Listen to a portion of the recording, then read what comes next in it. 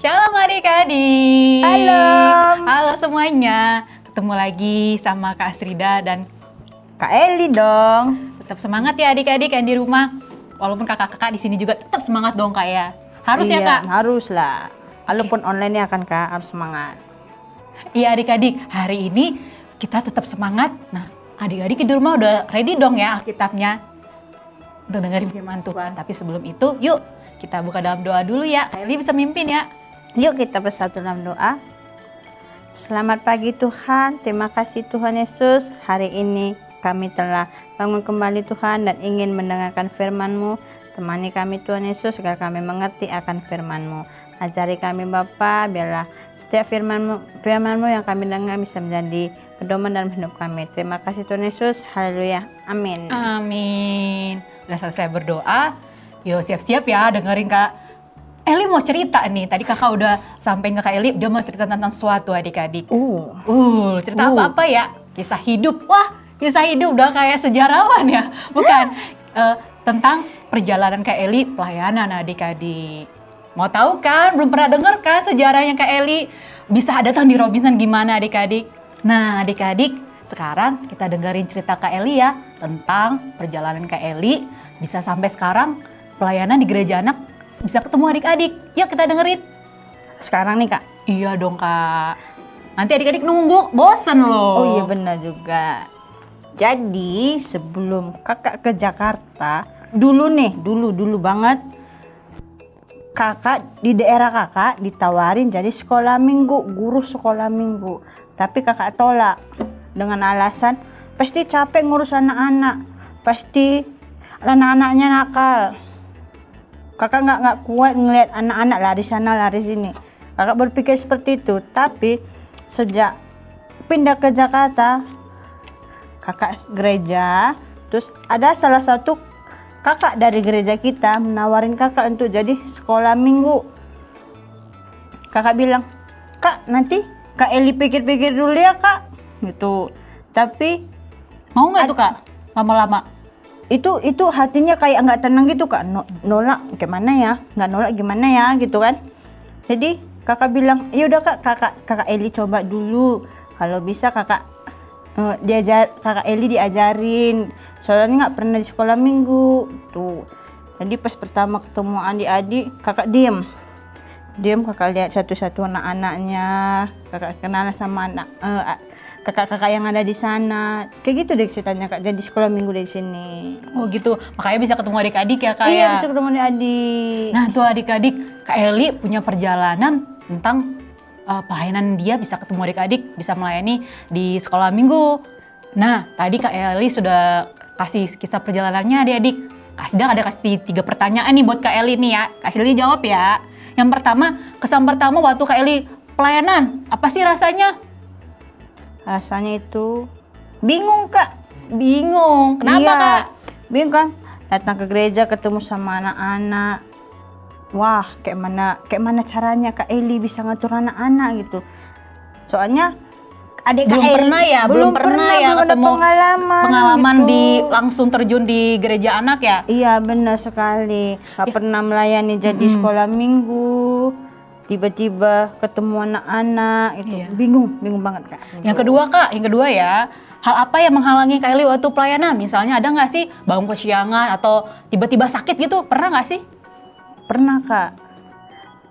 Kebangun kesiangan waktu itu karena Kak Eli nggak bawa firman, jadi Kak Eli kira nggak ada tugas gitu. Jadi Kak Eli Padahal harus datang ke gereja anak ya? Iya harus datang ke gereja anak. Jadi Kak Eli bilang, Kak Eli telat ya kena bangun kesiangan gitu.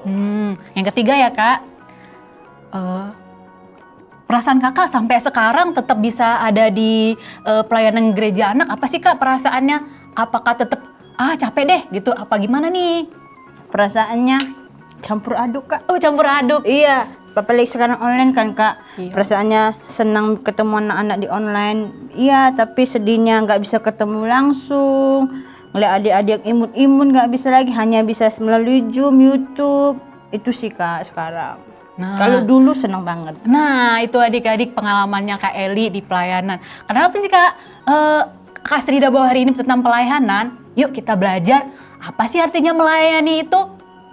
Pasti ada dengan nanya, Kak Srida aku kan masih kecil, belum bisa diri sendiri aja belum bisa. Aku kan masih kelas love, aku masih diantar-antar mama kemana-mana.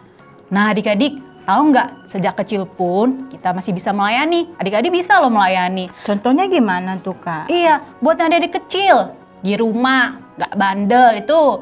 Yang kedua, bantu mamanya bilang tolong ngambilin sendok, bisa kan? Pasti anak kecil udah bisa jalan, udah bisa berdiri tegap, udah tahu yang mana namanya sendok, Kak Eli. Oh iya bener.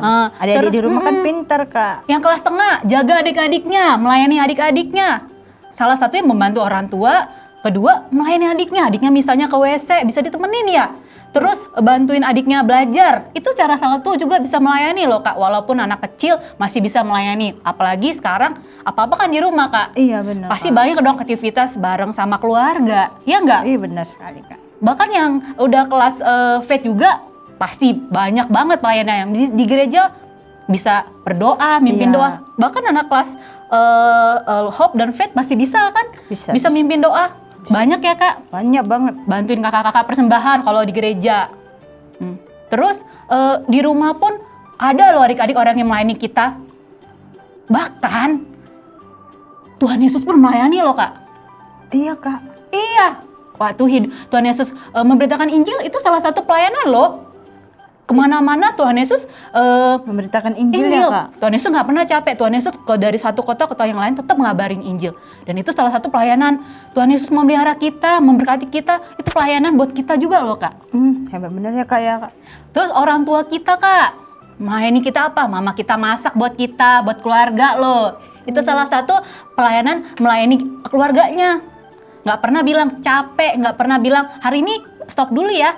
Puasa sama 40 gitu. hari, nggak pernah kan? Orang tua mama kita selalu masak kan? Gak kebayang kan Kak puasa 40 hari kan? Iya, karena ada orang yang malas ya melayani kalian. Nggak ada ya kan Kak cerita Bener, seperti bener. itu. Kalau kayak gitu Mama Kak Eli kayaknya Kak Eli kurus nih 40 hari puasa. Iya, nggak tapi tetap gemuk ya sekarang ya. Terus guru-guru kita loh Kak di sekolah. Bahkan sekarang pun nggak Dede nggak ke sekolah, bisa kan guru-guru tetap melayani adik, tetap mantau adik-adik udah kerjain tugas atau belum. Siapa lagi ya Kak yang melayanan? Siapa lagi Kak ya? Banyak banget orang-orang pemerintahan itu melayani rakyat-rakyatnya.